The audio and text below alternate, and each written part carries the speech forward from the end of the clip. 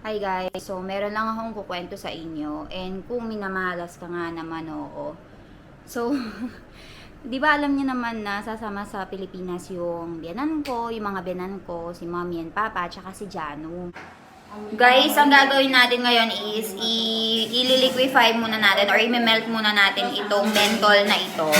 So, ayan siya, mentol ito. Tapos, ito yung ibubuhos natin doon sa mouth freshener. Pambigay ng menthol sensation. Nang maayos, so kung nakasamit talaga, talagang gagamitin mo yung kamay mo in order for you to mix it properly. Ayun, no?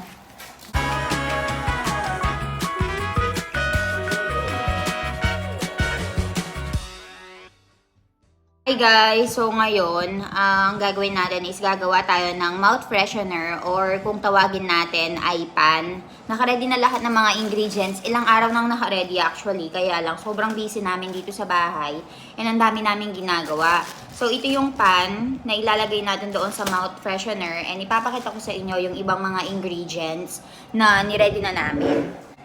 So, ito yung ibang mga ingredients, guys, na ilalagay doon sa mouth freshener. Meron tayong tutti frutti and so much more. Ayan, meron tayong mint. And dito, mamita may sukarocho. So, ito naman yung valyari, guys, na ilalagay doon sa mouth freshener. And si Trusamasi dito. Trusamasi sukarocho tame. चलो ठीक है पाना सर्व करिए Mukha ano ne? Hot mukha dewa ano ne? So, ito din guys, ilalagay din natin yan doon sa may pan. So, imimix natin lahat ng mga ingredients and then it will be mouth freshener already. So, ayan siya. And tignan niyo naman yung anak ko. Napadpad ka na naman dito. Ha? Walang nagbabantay sa'yo. Ayan si daddy, nakalusot na naman sa daddy niya. What are you doing, daddy, ha? Replying. Ha? Why are you not taking care of my baby? Hindi ka din nabantayan ng daddy mo? Ha? Ang kulit-kulit mo na. Sige. चलो let's go there. Mara choke ular. Kitlurak trach. आवाज तो छे ने मस्त लागे आ बेलू मुकू પડશે ખબર છે ને કારણ આ બેવ જન ખા ખરત છે જો ખાવ છે માસી પણ હા तू इंडियन होत नाही तर तू भगत खाती ખાઈશ ને ખાવ છું भगत मस्त लागे ચાલો Guys, ang gagawin natin ngayon is i-liquefy muna natin or i-melt muna natin itong mentol na ito. So, ayan siya, mentol ito. Tapos, ito yung ibubuhos natin doon sa mouth freshener. Pambigay ng menthol sensation. Ganyan. like chewing gum minty chewing gum Chalo.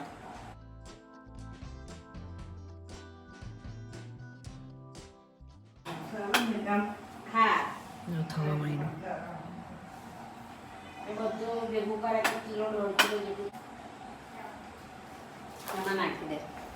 वल्यारी मा अशी मोई करारी बोलली आणि मोरी करा के Rilde? Mentol lagas. दाजे ना Mami, mga gloves na, peray. ना हाथ नो स्वाद अलग आवे Ele maru hat no swad ni नाही आम्ही Joe. मोरी करतो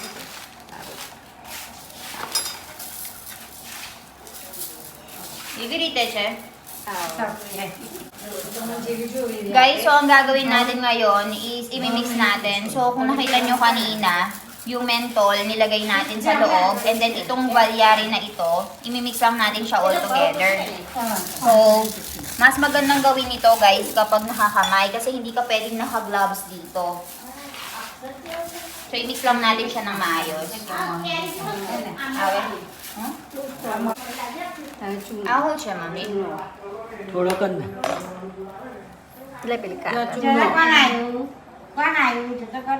Keam cho?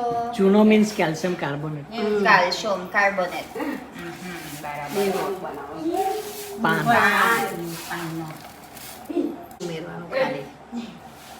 Melt करवानो एम mix करवानो काली. बराबर. आवे? पान पान मसाला पान बनवा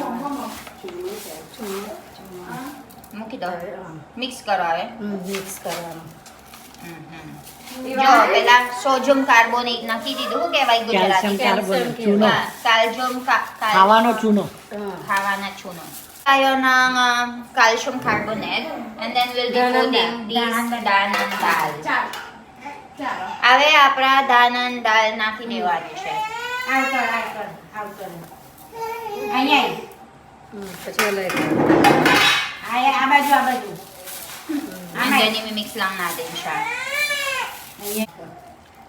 ભૂલી ગઈ હતી ના કાથો. So, ilalagay naman natin itong kato, guys. Ayan. And then, mix lang natin siya. Ave, mix karwana. Ave, apra, mix karwana siya.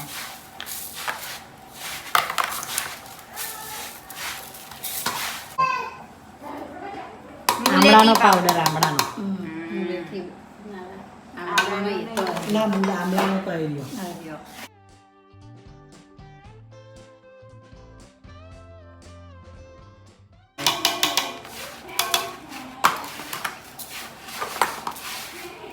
હવે બધું મિક્સ કરવાનું છે. મને નહીં ખબર શું નામ છે. પણ જોઈ લો વિડીયો કાઢી. ચલો ઠીના પાન Tapos ito naman yung tinatawag nilang chalutina pan. નાગરવેલના પાન Nagarweli na pan. Iba't ibang એમને mga... સમારી રાખ્યા હતા Mm-mm. સમારી રાખ્યા હતા મેં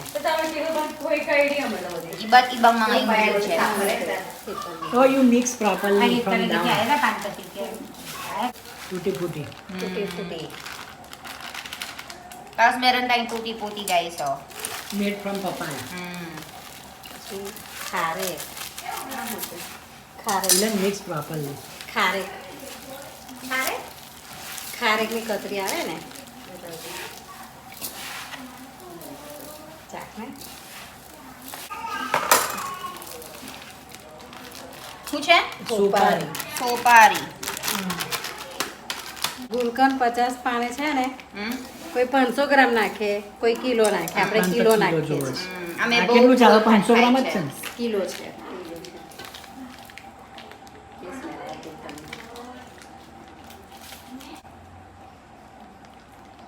ગુલકંદ.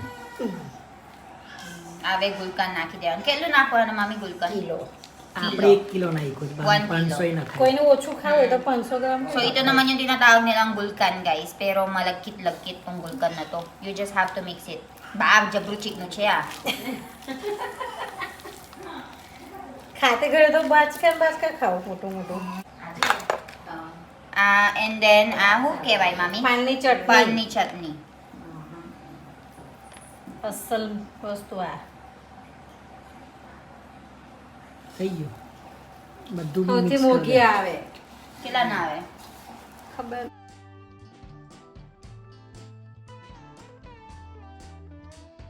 દો. Guys, so ngayon is gumagawa tayo ng pan or mouth freshener. So, tignan nyo na. Guys, so gumagawa tayo ngayon ng mouth freshener or pan. So, minimix lang natin lahat ng mga ingredients. And kung nakikita nyo, nakakamay na naman po tayo. Kasi yung pagkain na ito, guys, hindi siya pwedeng gamitan ng sandok or kahit ano. Kailangan kamay talaga para mas mahalo lahat ng mga ingredients. So, ito yung mouth freshener nila dito. Guys, ang pinaka napansin ko sa mga pagkain ng mga Indiano, guys, mainly talaga is kinahamay yung nang maayos kapag nakasandok talaga. Talagang gagamitin mo yung kamay mo in order for you to mix it properly. Ayun, no? Ito yung mouth freshener nila. Smell crazy. मस्त आहे. Very good smell. Very minty. Ayan, no? Ayan, guys. Mix it properly. નીચેથી કરે.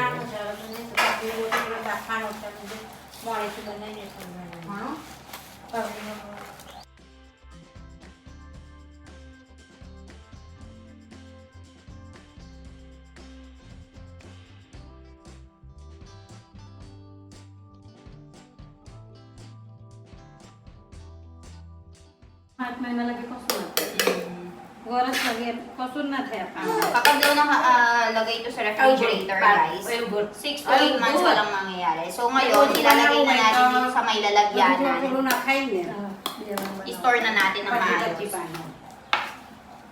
તો 100 ગ્રામ દાણા ને 100 ગ્રામ બજારી લેવા Kami tuloy pero tuto. Ay, ubore ampo. Mami, fit karuan na siya na. Kaso na napan fit karuan na yan.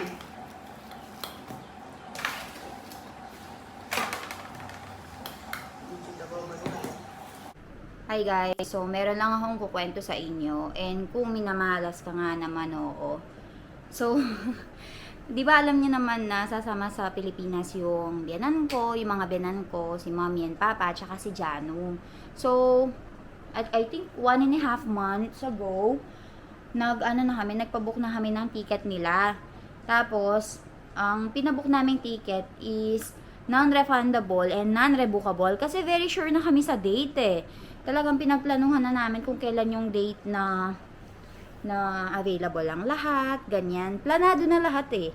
Tapos, ang nangyari, this past few days, nalaman ko na meron na daw visa free entry sa Pilipinas yung mga Indians kapag 14 days silang magsistay sa Philippines. 14 days lang. Tapos binilang ko kung ilang days magsistay yung mga binan ko. 16 days! Sabi ko, ay shucks. Sabi namin ni Milan, kung alam lang namin na 14 days, visa free na. Eh di sana 14 days na lang yung kinuha namin. Hindi na sana kami nag 16 days. 2 days lang naman yung difference. Eh di hindi na sana kami gagastos ng another 5,000 plus for the visa fee.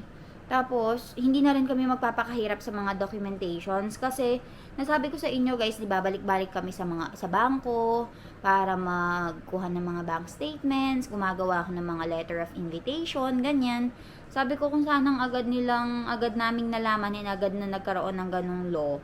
Hindi sana agad na nagkaroon ng ganung visa free nga. Eh di sana hindi na kami magpapakahirap. Pero ayun guys, non-revocable at saka non-refundable yung ticket nila mommy. So, kailangan pa rin namin mag-apply ng visa. So, ngayon guys, inuupuan ko na yung visa kasi it will take at least 7 to 14 days daw. So, habang nandito ako sa India, asikasuhin ko na. And nagkakaroon din ako ng problema sa visa ng mag-ama ko guys. Hindi ko lang alam kung aligagalang ako or OA or nagmamadali. Pero nag-apply kasi ako ng 1-year visa nila. And hanggang ngayon, nung May 10 ako nag-apply, hanggang ngayon hindi pa rin dumarating. So, ang nabasa ko at least 21 days. Siguro 21 working days, hindi kasama yung Saturday, Sunday. So, hanggang bukas titignan ko kung anong magiging, hanggang magiging resulta. Pero, nasa, na ata, operation assessment, supervisor operation assessment. May mga idea ba kayo guys kung bakit ganon? Consular assessment, supervisor assessment, ganyan. Natatakot tuloy ako baka may problema. Kasi usually 3 months lang yung kinukuha naming mga visa. Pero this year, nasabi ko nga na 1 year yung try natin kuhaning visa. Malay mo, di ba? Makauwi ulit kami sa Philippines this coming December or what. So, sabi ko parang hindi na tayo kukuha ulit. Kung alam ko lang na ganito magiging kahirap or ganito katagal, edi sana 3 months lang yung kinuha ko para hindi ako nangangambang ganito. Pero hopefully sana walang maging aberya since okay naman yung mga documents na sinubmit namin and wala naman kaming ginagawang masama. Like, talaga namang uuwi kami ng Pilipinas para makita ng parents ko yung anak ko, ganyan. Talagang doon naman ako nakatira, talagang mag-asawa naman kami. So, I think makikita naman nila na pabalik-balik na kami ng Philippines. So, wala nang magiging problema. I hope. So, ayun guys, nakaready ako ngayon lahat ng mga documents. Asikosilhin natin yung visa ni Mommy, Papa, and Jano. So, balitaan ko kayo later.